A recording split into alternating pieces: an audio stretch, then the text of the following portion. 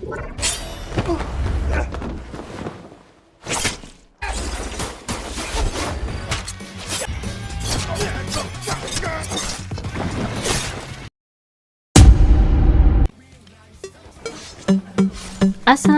semua, apa kabar?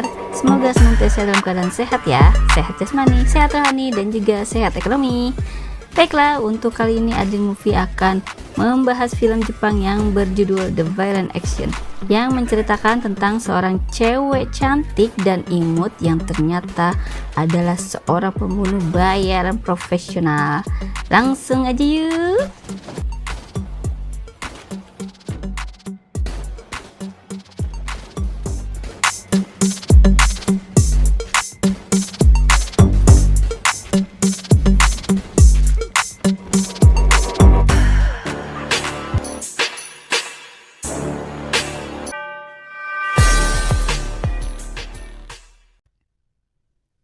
Awal film ini memperlihatkan seorang pria yang sedang memilih wanita di sebuah situs jasa pengiriman online. Pria di mobil itu memilih seorang gadis imut yang bernama Kei untuk jasa pengiriman tersebut. Ternyata situs itu hanya sebagai kedok aja.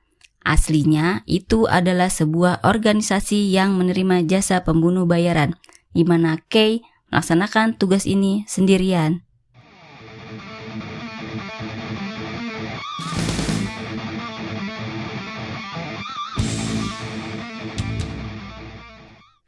Kei pun berhasil menyelamatkan seorang gadis yang disekap di sebuah kamar hotel.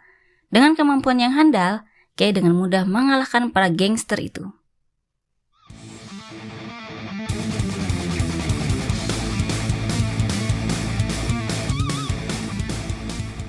Kei yang berperawakan kecil dan lincah membuatnya mudah menghindari serangan-serangan dari para gangster tersebut, dan kemudian melakukan serangan balik yang merupakan serangan mematikan tanpa ampun.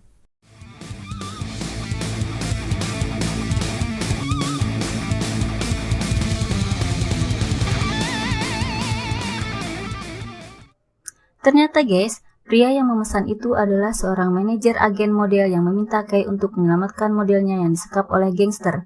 Dalam bertugas, Kei didampingi seorang om-om rambut palsu aneh yang bernama Zura, yang juga merupakan anggota dari organisasi.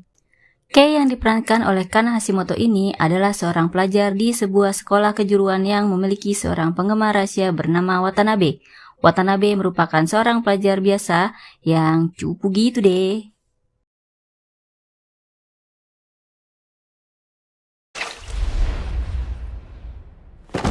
Hari itu, ketika Kei mau naik bis, Kei kekurangan uang tunai untuk membayar bis. Untungnya ada seorang laki-laki ganteng yang bersedia membayar ongkosnya Kei. Kei memberikan uang yang ia miliki saat itu sambil tersipu malu dan berjanji akan mengembalikan kekurangannya nanti. Ternyata hari itu Kei mengunjungi sebuah kedai ramen yang bertuliskan khusus anggota di pintu masuk, yang ternyata adalah markas bos organisasi tempat Kei bekerja. Tanpa disadari, ternyata Watanabe mengikuti Kei sampai masuk ke dalam kedai.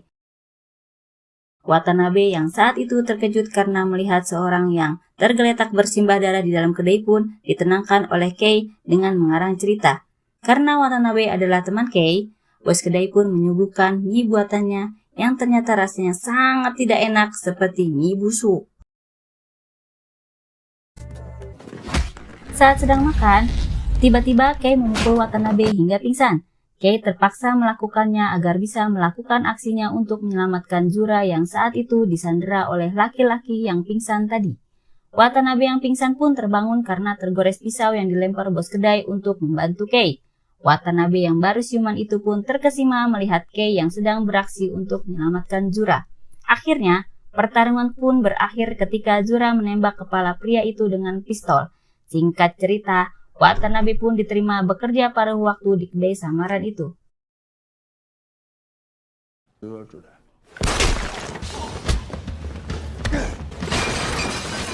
Di sisi lain, ada seorang laki-laki yang selalu memakai werpak putih yang tinggi, besar, kuat, dan kejam yang bernama Michitaka.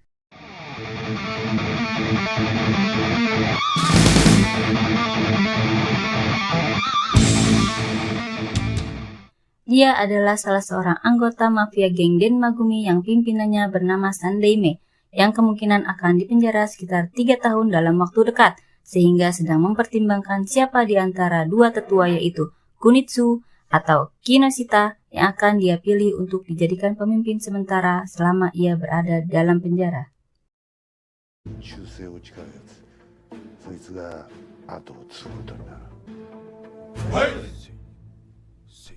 Kinoshita yang berkuasa dan cerdas memiliki perusahaan yang bergerak di bidang saham di mana perusahaannya dikelola oleh seorang direktur yang bernama Ayabe, di mana perusahaan tersebut berada di bawah pengawasan akuntan Denmagumi yang bernama Terano.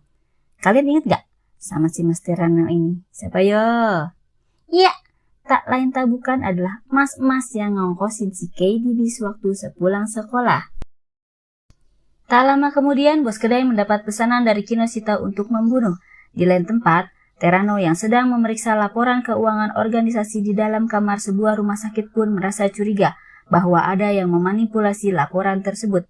Bos kedai pun segera mengumpulkan para anggota untuk menjelaskan rincian pekerjaan yang akan mereka lakukan, di mana pekerjaan itu berhubungan dengan klan Denmagumi. 木下組長直の仕事だ。普段電マ組の若頭や。木下を捨てて兵力を拡大している。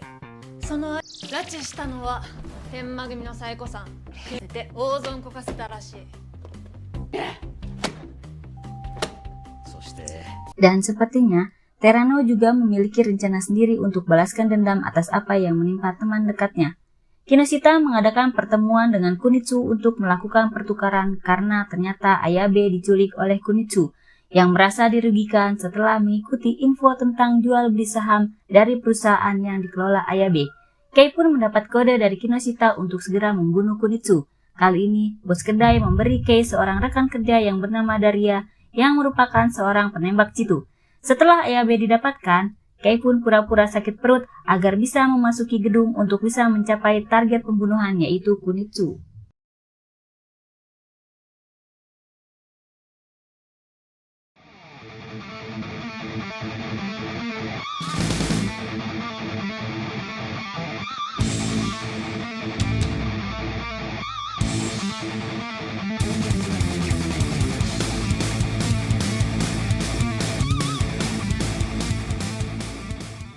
Seperti biasa ya guys, Kei dengan cekatan membereskan anak buah Kunitsu yang menghalanginya. Walaupun akhirnya Kunitsu berhasil dibunuh oleh Daria yang sudah mengincarnya dari atap gedung. Tak disangka, Kaneko yang merupakan anak buah Kinoshita mengetahui bahwa Daria yang telah menembak Kunitsu dari atap gedung. Daria pun terkejut mengetahui seseorang dari masa lalunya yang tiba-tiba muncul dan mengatakan akan bermain dengannya nanti.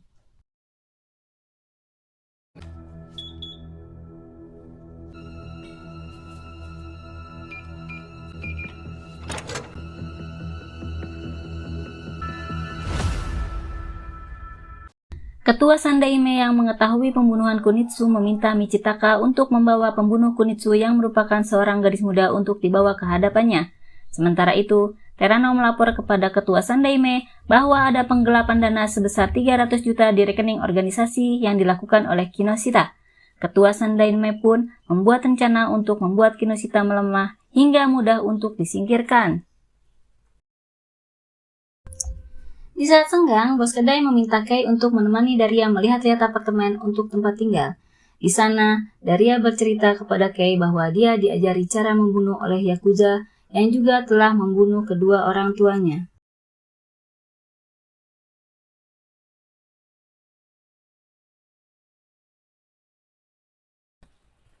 Di tengah-tengah pembicaraan itu, tiba-tiba mereka ditembaki oleh Kaneko. Mereka pun berlari untuk menghindari tembakan-tembakan Kaneko.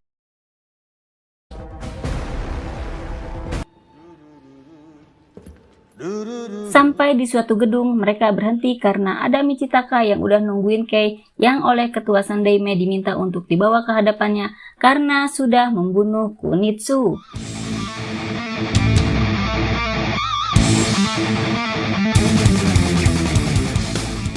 Pas lagi berantem, Michitaka berhasil melukai Daria. Kei pun berusaha sekuat tenaga untuk mengalahkan Michitaka agar bisa kabur dan membawa Daria untuk mengobati lukanya. あんた落ち着いてくれ。 Kei pun berhasil membawa Daria ke rumah sakit untuk diobati oleh dokter langganan orang-orang dari dunia hitam, di mana Watanabe dan Zura juga membantu mereka di sana. Tak disangka, ternyata Kaneko berhasil menemui mereka di rumah sakit untuk mengetahui keadaan Daria. Keesokan harinya ketika Kei menjenguk Daria, tak disangka ia bertemu dengan Terano yang sedang mengunjungi sahabatnya yang bernama Kura di rumah sakit. Mereka pun bermain Otelo di kamar Kura sambil bertukar cerita.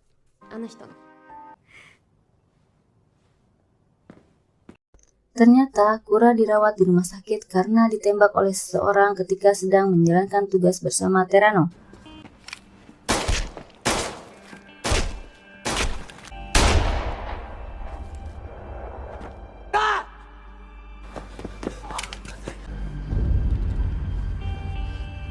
Kura pun mengakhiri hidupnya agar tidak menjadi beban Terano, yang akhirnya membuat Terano membawa kabur uang klan sebesar 130 juta untuk membalas dendam.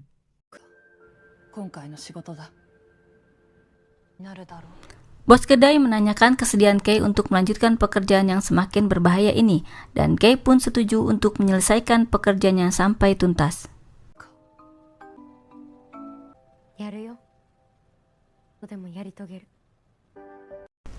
Kinoshita pun kesal setelah mengetahui bahwa Terano membawa kabur uang klan yang sebagian merupakan uang dari rekening rahasia yang dimilikinya.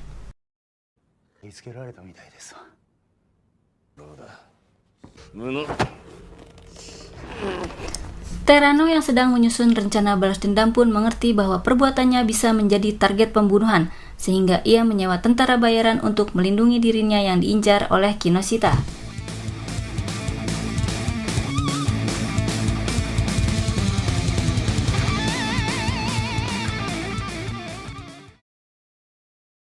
Sesuai kesepakatan, Kei pun menuntaskan pekerjaan yang sudah ia terima dari bos kedai.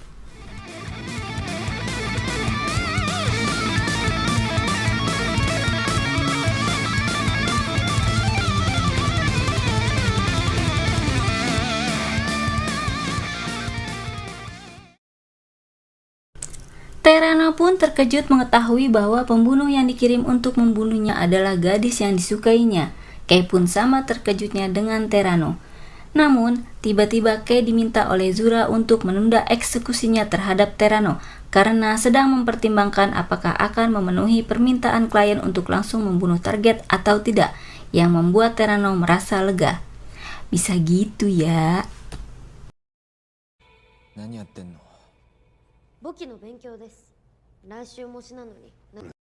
Tanpa diketahui Kinoshita, ternyata Terano sudah memberitahu ketua Sandaime tentang penggelapan dana yang dilakukan perusahaan Kinoshita.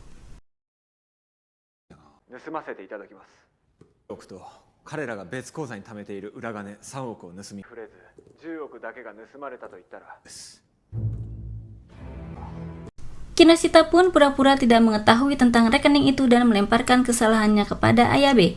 Ketua Sandaime pun meminta agar mereka tidak saling menyalahkan dan meminta untuk mendapatkan uang itu kembali.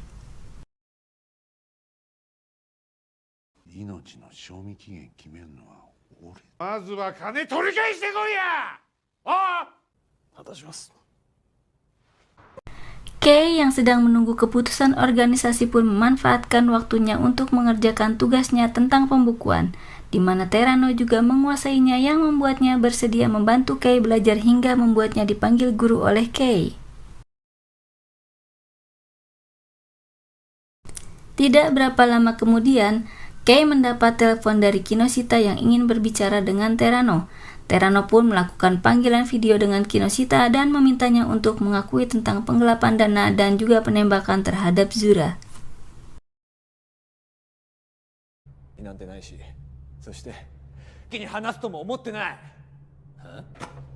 Kinoshita yang kesal melihat Terano membakar uang yang dibawa lari olehnya pun meminta Kaneko segera mengirim pasukan bersenjata untuk membunuh Terano.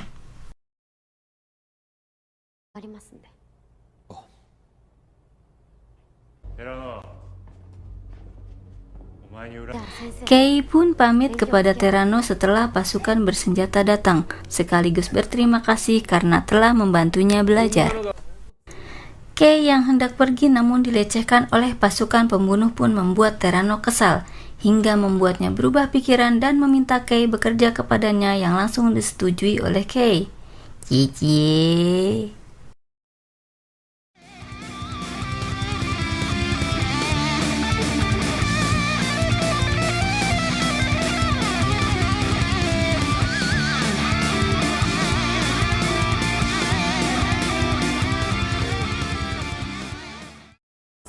Setelah berhasil mengalahkan pasukan bersenjata, mereka pun dijemput oleh Zura dan Watanabe. Di tengah perjalanan, tiba-tiba mobil mereka dihalau oleh Michitaka yang membuat kejar-kejaran yang sengit di jalan pun tidak bisa dihindari.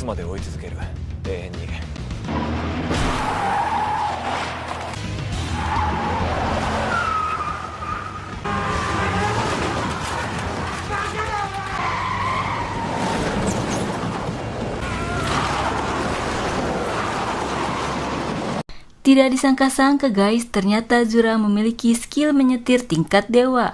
Wow.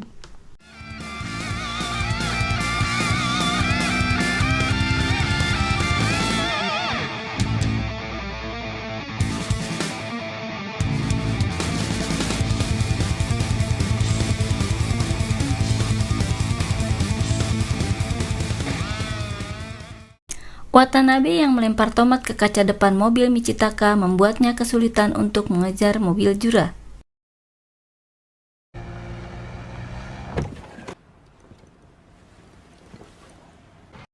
Singkat cerita, akhirnya Michitaka pun berhasil mengejar mobil Zura dengan mobil curian. Zura dan kawan-kawan pun keluar dari mobil dan segera berlari untuk menghindari Michitaka yang beringas dan kejam.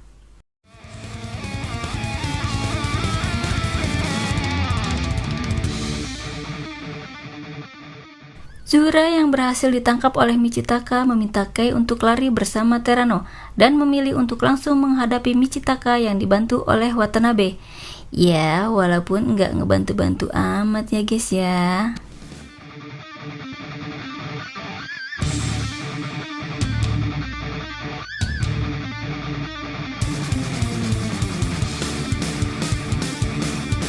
Oi, Terano, どうしてその後全部燃やしたよ。映像も残ってる。Kei pun meminta Terano untuk lari yang tentu saja langsung ditolak oleh Terano. Walaupun akhirnya ia setuju setelah Kei bilang bahwa ini sudah menjadi pekerjaannya.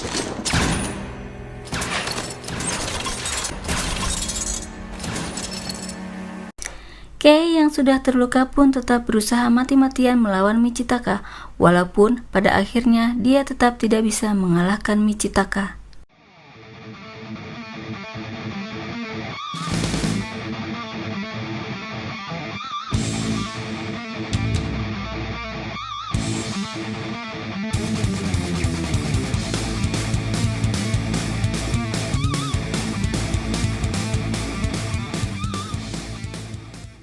Kinoshita yang berencana melakukan kudeta terhadap ketua Sandaime pun akhirnya datang bersama Kaneko, membawa pasukan terbaik dari klan untuk membunuh Terano, Michitaka, dan yang terakhir membunuh ketua Sandaime agar dapat menguasai klan Denmagumi.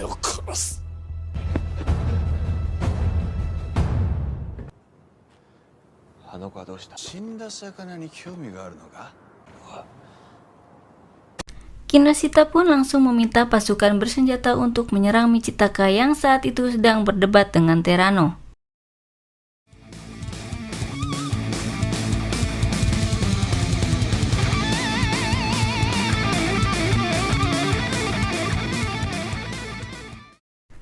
Michitaka yang walaupun sudah tertembak tapi dia masih mampu melawan pasukan terbaik Kinoshita, sampai akhirnya dia berhadapan langsung dengan Kinoshita yang melawannya dengan menggunakan katana panjang.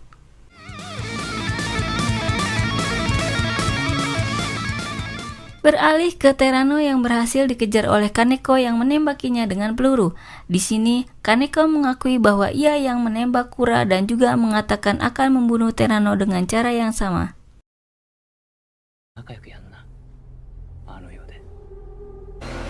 Kaneko pun akhirnya gagal membunuh Terano karena ditembak tangan dan kepalanya oleh Daria dari jarak jauh hingga mati.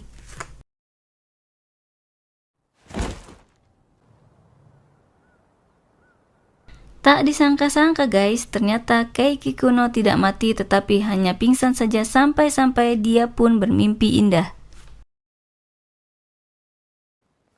どう見ても大丈夫ちゃうやないかい。いい夢見れた。すごくいい夢だったな。 Keadaan itu berbanding terbalik dengan Kinoshita yang mengalami kekalahan setelah melawan Michitaka.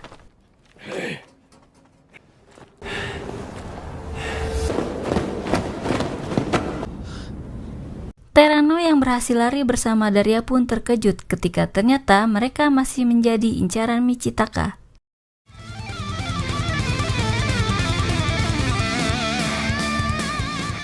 Sekuat apapun perlawanan yang dilakukan Daria dan Terano, tetapi tetap saja tidak bisa mengalahkan Michitaka.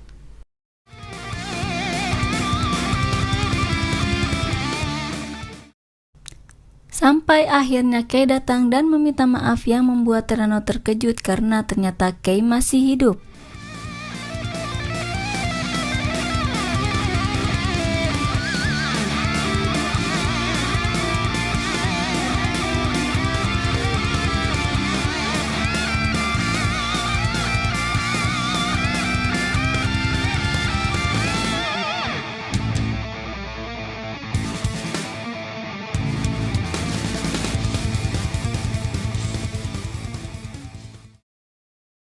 Kei pun akhirnya berhasil melakukan banyak tusukan pisau di tubuh Michitaka yang berakhir dengan tendangan Kei yang membuat Michitaka tercebur ke bendungan.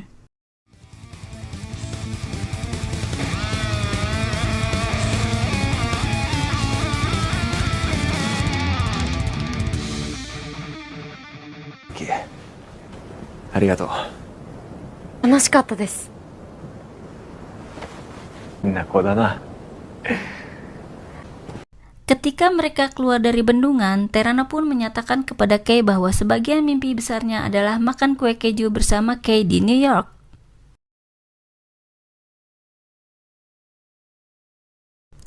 Ketika Kei masih terpana dengan ajakan Terano, tiba-tiba Terano ditembak hingga terjatuh oleh seseorang dari dalam helikopter, yang ternyata orang itu adalah Kinoshita yang kemudian menyandera Daria dan Kei.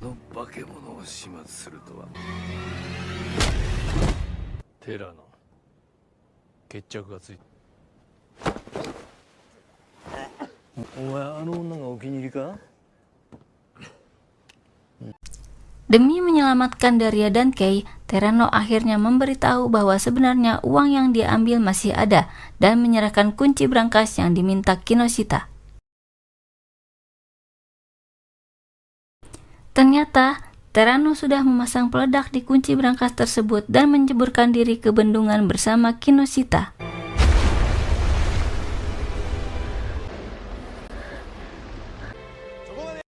Karena pemimpinnya sudah mati, maka Zura pun meminta anak buah Kinoshita untuk mundur yang disambut gembira oleh Ayabe yang merasa bahagia oleh kematian Kinoshita. Merasa tak ada saingan, Ayabe pun meminta ketua Sandaime untuk menyerahkan kepemimpinan organisasi kepadanya selama ia di penjara. Permintaan Ayabe pun disambut dengan mengacungkan pistol ke kepala Ayabe yang ternyata itu hanyalah lelucon belaka. Ketua Sandaime menolak karena menurutnya Ayabe masih belum mampu untuk melakukannya.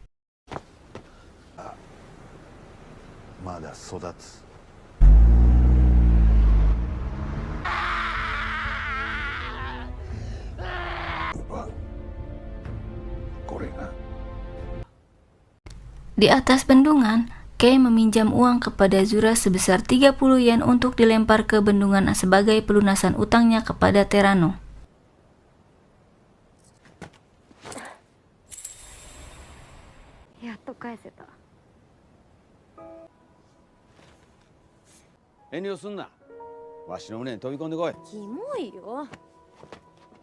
Kei pun menangis sedih di punggung Zura yang mengira telah kehilangan Terano untuk selama-lamanya sambil disaksikan teman-temannya yang merasa sedih juga atas kehilangan yang dirasakan oleh Kei. Ternyata si Michitaka masih hidup guys, dan anehnya lagi, ramennya si bos kedai yang rasanya nggak enak itu dibilang lezat sama dia.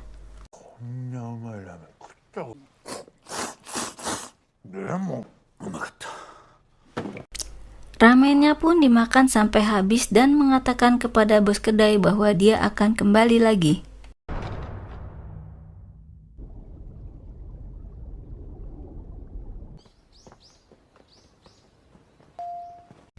Cerita film ini pun berakhir dengan Kei yang mendapat kiriman di medsosnya berupa gambar kue keju dan koin 30 yen.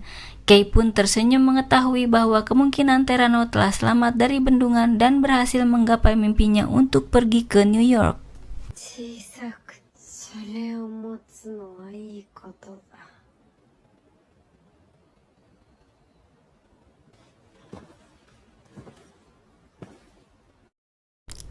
Oke guys, sampai di sini dulu untuk cerita film di Adeline Movie kali ini ya. Jadi, apapun dan bagaimanapun penampilan seseorang itu belum tentu mencerminkan jati dirinya yang sebenarnya. Sebaiknya kita tidak berekspektasi terlalu tinggi ataupun mengunderestimate seseorang karena penampilan luarnya saja ya guys ya. Jangan lupa untuk like, share video ini, subscribe channelnya, dan jangan lupa nyalakan loncengnya supaya kamu langsung tahu kalau ada video baru yang diupload di sini. Adeline Movie pamit undur diri ya. Wassalam.